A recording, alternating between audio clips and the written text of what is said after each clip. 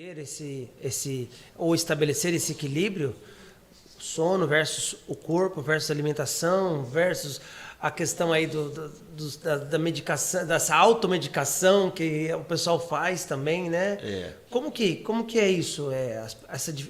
Essa dificuldade, né? Porque existe realmente onde as pessoas não conseguem achar o equilíbrio para tudo isso, né? E aí como se diz, né?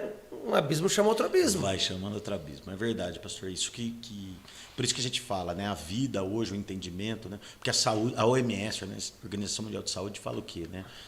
A saúde é um bem-estar biopsicossocial. Eu nunca acordei com ele.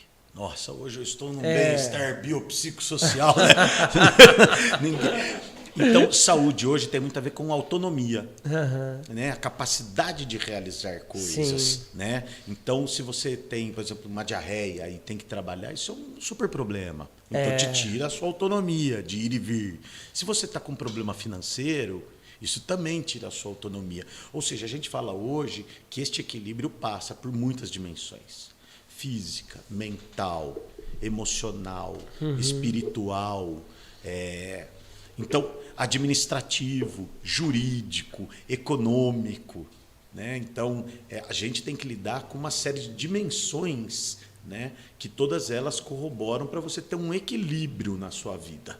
Né? E este equilíbrio é importante. Não adianta só ir na academia todos os dias. Né? Eu lembro, aprendi com o senhor, né, pastor? No domingo o senhor também citou, mas a outra vez já tinha me marcado. Né? E o ladrão vem para matar, roubar e destruir, né?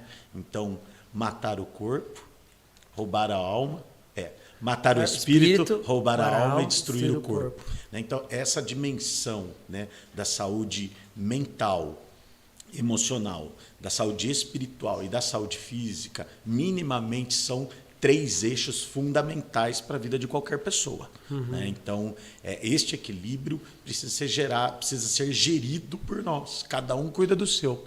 Né?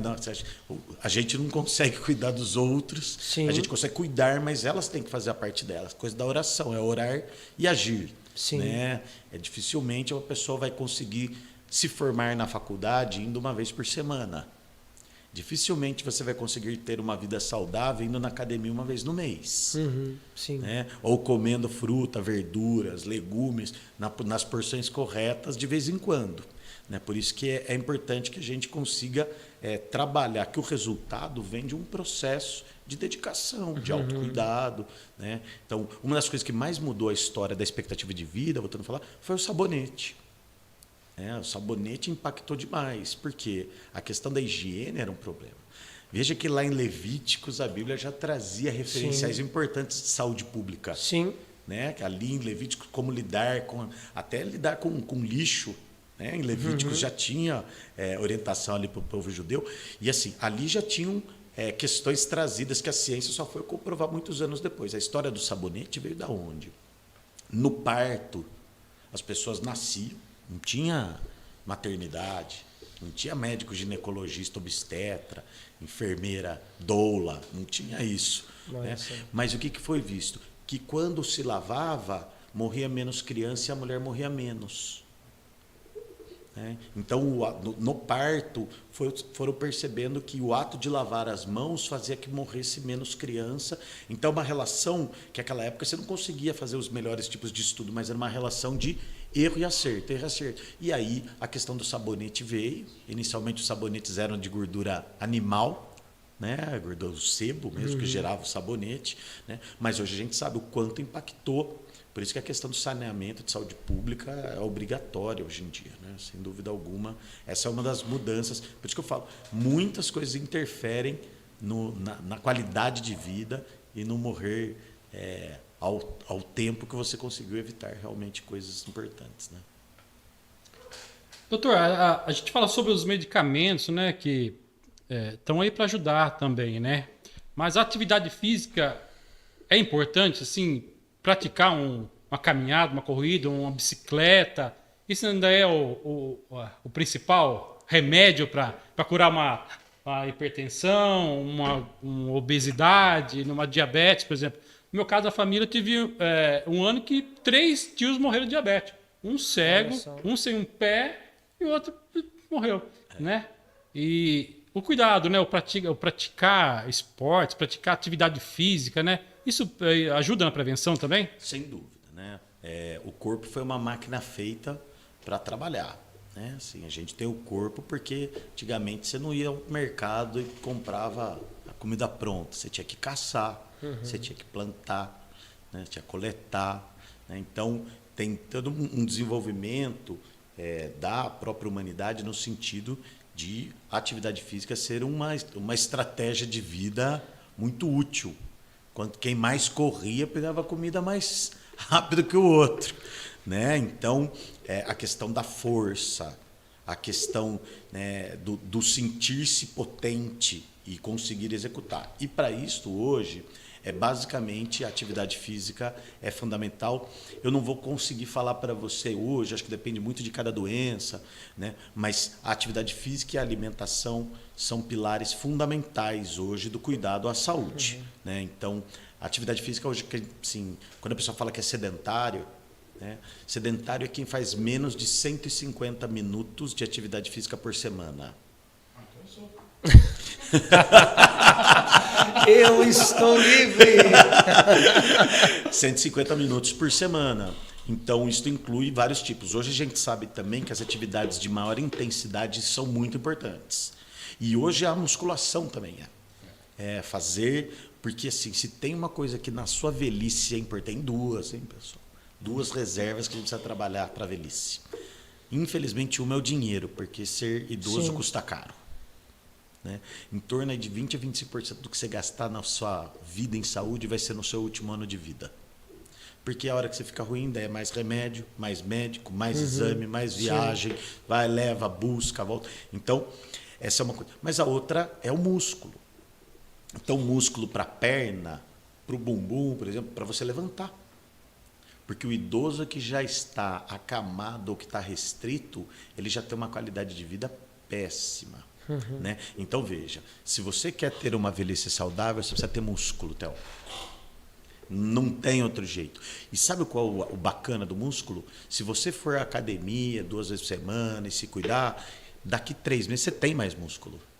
Salvo se você tem alguma doença mais grave, é algo que você investe e você vai ter retorno, né? Diferente de você, às vezes, investir em coisas que você não consegue aferir se você vai ter resultado. Mas se você começar a fazer atividade física, fizer uma musculação ou fisioterapia, né? Às vezes você precisa fazer fisioterapia para fazer o ajuste adequado. Porque o nosso corpo, seu braço sempre é um pouquinho maior que o outro, a perna é um pouco maior, às vezes você usa mais uma musculatura do que outra. Então, assim, a atividade física é fundamental. Então, o estímulo é para que as pessoas façam pelo menos 150 minutos. E, como eu disse, a alimentação também. A gente sabe hoje, cada vez mais, que já estava na Bíblia também, porque a gente acha hoje que o coração que é o órgão do sentimento, né? E na Bíblia já falava das entranhas, né? Na verdade, hoje a gente sabe que o sistema gastrointestinal ele tem uma conexão direta com o cérebro.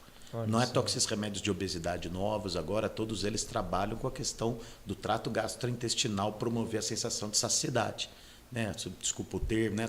O Ozempic, esses que estão na moda aí, esses remédios trabalham realmente com a questão do trato gastrointestinal. E hoje você tem um microbioma, que a gente chama, um microbioma saudável, porque a gente tem muita bactéria na flora intestinal que elas são ótimas para digerir os alimentos. Você não digere alimento sozinho, você precisa de bactérias que estão dentro do seu trato gastrointestinal contribuindo para a sua vida saudável. E quando ela não está saudável, você começa a aumentar a inflamação.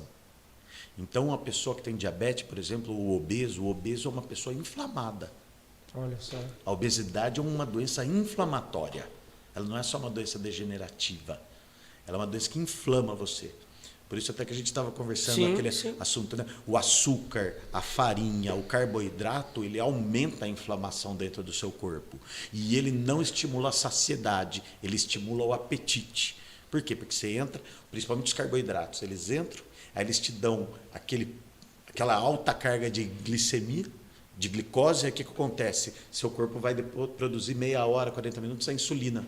Então, daqui 2 horas, 3 horas, 4, a insulina que está lá, o que vai fazer com você? Ela consumiu toda aquela energia que foi dada, daqui 6 horas, 7 horas, você está com mais fome. Olha só. Então, é um mecanismo que tem a ver com um processo inflamatório. Então, infelizmente, hoje a gente lida com o dado de realidade da obesidade, que é sim uma doença inflamatória. E eu falo com toda tranquilidade, na minha família, todo mundo gordo. Todo mundo é gordo. E é uma questão que tem a genética, mas também é comportamental. Minha família saía da igreja, minha tia era de uma igreja, minha tia ia para o meu avô, ficava 2, 3 horas à mesa comendo, e mande, que aquera, né? E é bom, é bom demais. E crente gosta de comer, não. Nossa, ainda mais depois do culto, né? Tô dando até fome, pastor. Então, só para trazer, eu acho sim da atividade física, e é importante a gente estimular, né? Mas atividade física, mas hoje não esquecer.